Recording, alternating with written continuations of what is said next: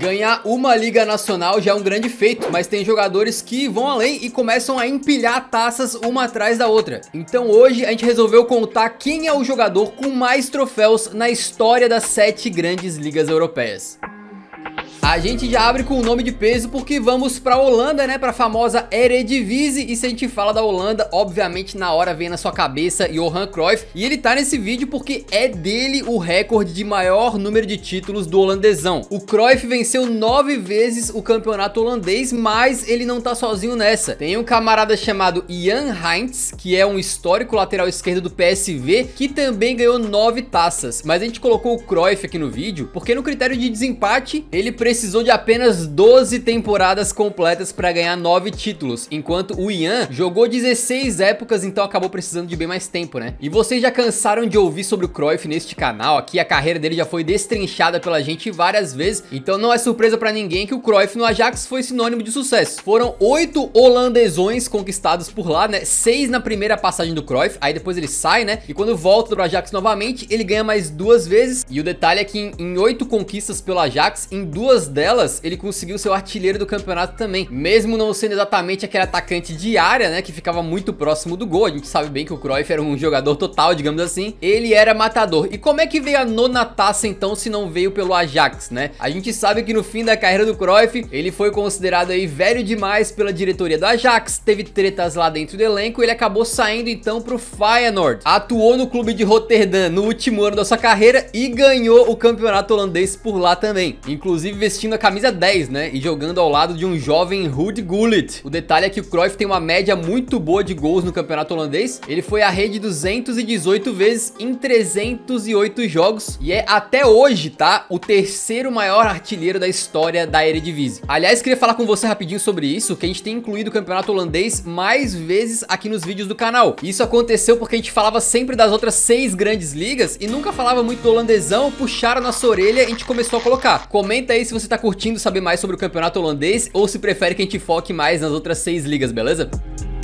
Agora indo pra Itália, temos o único goleiro dessa lista e goleiro italiano, a gente lembra do Buffon, que é considerado por muitos um dos melhores e alguns consideram até o melhor goleiro de todos os tempos. O Super Didi surgiu no Parma e acabou indo pra Juventus em 2001, mas não foi uma contratação qualquer, surgia ali o início da caminhada de uma lenda juventina, cara que talvez seja o maior ídolo da história da Juventus. E a gente sabe que o Buffon ganhou uma enormidade de Scudettos, né, lá na Itália, porém o que a gente não lembra muitas vezes é que ele chegou num momento complicado pro clube. Em 2006 foi revelado um escândalo de manipulação de resultados na Itália chamado de Calciopoli, que resultou em punições para vários clubes, incluindo a Juventus, que foi rebaixada para a Série B. Na época, os bianconeri tinham um elenco estrelado, mas vários desses jogadores não quiseram ficar e jogar a segunda divisão, né? Daí eles vazaram. Mas Buffon estava entre os poucos que aceitaram ficar e reerguer o clube. E mesmo sendo já um dos melhores goleiros do mundo naquela época, vale lembrar que ele foi campeão como titular da Copa do Mundo em 2006 com a Itália, e o Buffon ficou, ajudou a trazer a Juventus novamente para a Série A e depois foi capitão de uma época histórica do clube. Foi nessa dinastia recente da velha senhora que o Buffon ganhou 7 dos 10 títulos do campeonato italiano. Outras 2 vezes ele conseguiu ganhar ainda antes daquele escândalo do Calciopoli, e o 10º e último título então veio na temporada 2019-20, quando o Buffon tinha saído pro PSG, voltou pra Juventus e ganhou mais uma vez. Todos esses anos fizeram o Buffon não só ser o jogador que mais ganhou troféus do campeonato italiano na história, né, decacampeão, como também o jogador que mais atuou no campeonato italiano na história. Fora isso, também é o jogador mais velho da história a vencer a Série A italiana. Uma verdadeira lenda, né? E aqui no canal a gente costuma falar mais de coisas históricas, listas e curiosidades, mas lá no nosso Twitter a gente acompanha o futebol europeu diariamente, o que tá acontecendo nesse momento, os jogos, as transferências, as tretas. Então fica aqui meu humilde convite pra você seguir a gente lá no Twitter, beleza? É @eurofut, e eu tenho certeza que você não vai se arrepender porque a gente tenta fazer uma cobertura bem caprichada por lá, beleza? A Liga Portugal foi o berço ou porta de entrada para muitas das lendas que passaram no futebol europeu aí desde o último século. Alguns dos grandes gênios da história jogaram por lá, mas talvez nenhum seja tão grandioso no campeonato português quanto o camarada que é o recordista de títulos, Eusébio, o Pantera Negra. Nascido em Moçambique, o Eusébio tinha tão rara habilidade e destreza na frente do gol que muitas vezes durante a sua carreira era comparado ao Pelé. Inclusive jogou contra o Pelé não só a nível de clubes, mas também de seleções. competições, e Eusébio é o grande nome da época mais gloriosa da história do Benfica, quando eles não só conquistaram a Europa, mas também estabeleceram uma verdadeira dinastia dentro da Liga Portuguesa. Entre 1961 e 1975, o Eusébio papou nada menos do que 11 títulos do Campeonato Português. Fora que o camarada foi artilheiro da Liga Portugal por 7 vezes, sendo até hoje o terceiro maior artilheiro da história da competição, com 318 gols, uma média praticamente de 1 gol por jogo, nada mal, né? E isso tudo sem precisar usar o traje de Vibranium, tá? Pra você ter uma ideia, o Benfica tinha 10 títulos da Primeira Liga quando o Eusébio chegou no clube, e com ele conquistaram 11. É um negócio simplesmente surreal, né? Na temporada 2021-22, muito foi comentado sobre o brasileiro Marcelo, que passou o histórico pacorrento como o jogador com o maior número de títulos da história do Real Madrid. Mas o Marcelo não ultrapassou em uma coisa: o pacorrento permanece até hoje ostentando por décadas o seu título de maior vencedor da história da La Liga. De 1953 até o fim da sua carreira em 71, Francisco Rento Lopes vestiu apenas o branco do Real Madrid e foi um dos senadores daquele momento histórico que transformou o Real Madrid no clube mais vitorioso da Europa. Ele atuava na ponta esquerda e é descrito aí como um jogador que era muito rápido, muito driblador e capaz de meter cruzamentos perfeitos dentro da área, certamente sendo responsável por muitas jogadas que acabaram trazendo glórias pro Real Madrid, né? Ele que formava um trio de ataque muitas vezes com o Puskás, o Di Stéfano, e durante a sua época lá então, o Rento ajudou o Real Madrid a ganhar 12 vezes o Campeonato Espanhol, com um destaque especial pro período de 61 até 65, onde eles conquistaram 5 vezes seguidas aquela taça, repetindo o feito que já tinham conseguido na Champions, né? Aliás, isso torna o Rento uma pessoa muito especial no futebol, porque ele não só é o maior vitorioso da história da La Liga, como também da Champions League, tá? Essa lenda do futebol é o único jogador da história a ter conseguido ganhar 6 orelhudas. O cara é tão vencedor que, se a gente puxar a tabela assim de clubes que mais ganharam a La Liga, né? Se o Paco Rento fosse um clube, ele seria o terceiro maior vitorioso da história da competição, só atrás do Real e do Barça, né? Agora, vai um pequeno adendo aqui, porque existe a possibilidade de um camarada ultrapassá-lo. Lionel Andrés Messi tem 10 títulos do Campeonato Espanhol. Ele poderia voltar pro Barcelona e acabar ganhando mais 2 vezes ou 3 para ultrapassar o Rento? É bem improvável, na minha opinião, mas não é impossível. Então, se um dia acontecer, certamente vai sair nas notícias aí. O Rento acabou sendo então uma bandeira de uma época muito gloriosa do Real Madrid, e quem fez isso no Manchester United foi o Ryan Giggs, simplesmente o jogador mais condecorado da história do campeonato inglês. A gente sabe que o Alex Ferguson chega no United em 1986 e tem um início conturbado, sem taças, e as coisas começam a engrenar de vez para os Red Devils a partir da primeira metade da década de 90, justamente quando o Giggs se torna profissional do clube, junto com outros camaradinhas ali de uma geração de ouro do Manchester United, como o Paul Scholes e o David Beckham, e não demoraria muito para eles todos juntos, né? Mas o Giggs, em especial pela sua longevidade, se tornar um dos carros-chefes daquele fantástico time que acabou ganhando tudo, né? A gente tem muitos grandes jogadores na história do futebol, mas acho que o Giggs, ele se destaca justamente pela quantidade de tempo que ele conseguiu permanecer em altíssimo nível. Basicamente, desde que ele surgiu até se aposentar, ele tinha futebol para ser titular do time, saca? Vestindo a camisa vermelha por décadas, então ele conseguiu recordes simplesmente surreais.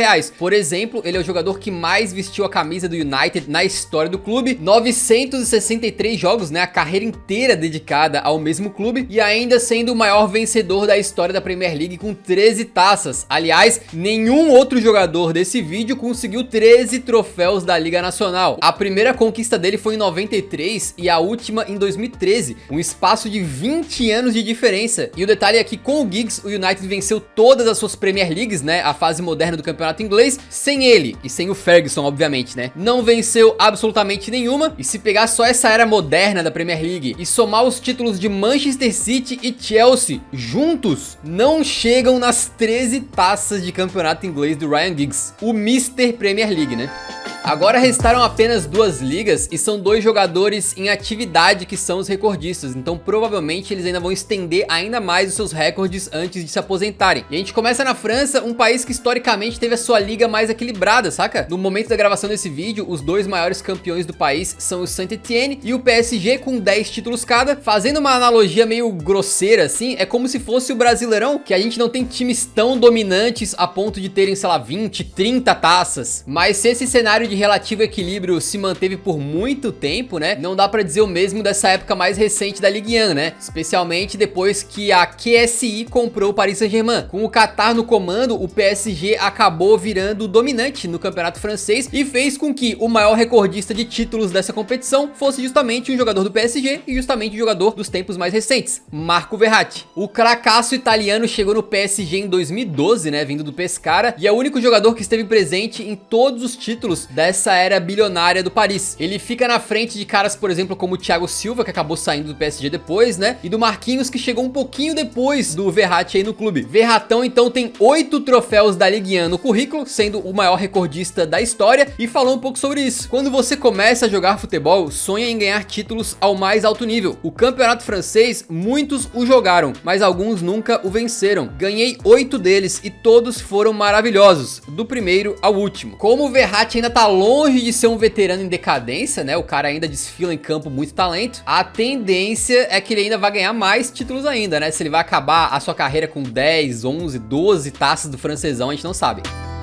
E a gente chega então na Alemanha para falar de um jogador chave de mais uma dinastia recente na Europa. Um domínio ainda mais dominante que o do Paris na Ligue 1 é o do Bayern de Munique na Bundesliga. E quem poderia ser a maior lenda da história da competição, senão o cara que passou a carreira inteira jogando pelo Bayern de Munique, Thomas Müller, o subestimado de ouro. Tipo assim, no momento da gravação desse vídeo, o Bayern de Munique é atual decacampeão consecutivo da Bundesliga. Então era de se esperar que algum jogador desse elenco aí fosse o recordista de títulos do campeonato alemão. E apesar de o Bayern ter contado com lendas aí como o Robben, o Ribéry, o próprio Alaba, né, o Neuer e tal, o único jogador que esteve presente nesses 10 títulos e até antes deles, né, foi o Thomas Müller. Sua primeira Bundesliga veio na temporada 2009-2010, quando ele ainda era uma jovem promessa, inclusive depois em 2010 ele vai pra Copa e destrói, né, artilheiro do bagulho, e jogando sempre como meio atacante, o segundo atacante, né, um cara que gostava muito de explorar os espaços ali entre as linhas defensivas adversárias. O Müller sempre se destacou mais por preparar jogadas para seus companheiros do que por meter gol ele mesmo, né? Tanto é que esse cidadão foi o principal garçom da Bundesliga em 4 temporadas diferentes. A sua regularidade fantástica fez com que o Thomas Müller se tornasse o maior assistente da história da Bundesliga com muita folga, tá? Segundo o Transfer Market, no momento da gravação desse vídeo, são 188 passes pra gol. Essas 11 conquistas, então, do Bayern tem muito do dedo dele, né? Ou no caso do pé, né? Agora, o Müller tendo 11 taças da Bundesliga no currículo, 32 anos na cara, e o Bayern de Munique não dando o menor sinal de que vai deixar essa sequência de títulos terminar, eu acho bem possível que ele consiga chegar pelo menos no nível do Ryan Giggs, com 13 taças da Liga Nacional, ou até passar, vai saber, né? Com quantas Bundesligas você acha que o Müller termina a sua carreira? Então chegamos ao final do vídeo. Antes de sair, deixa o like que ajuda muito a divulgar o vídeo e o canal pra mais gente. Nos vemos no próximo, então um grande abraço, falou!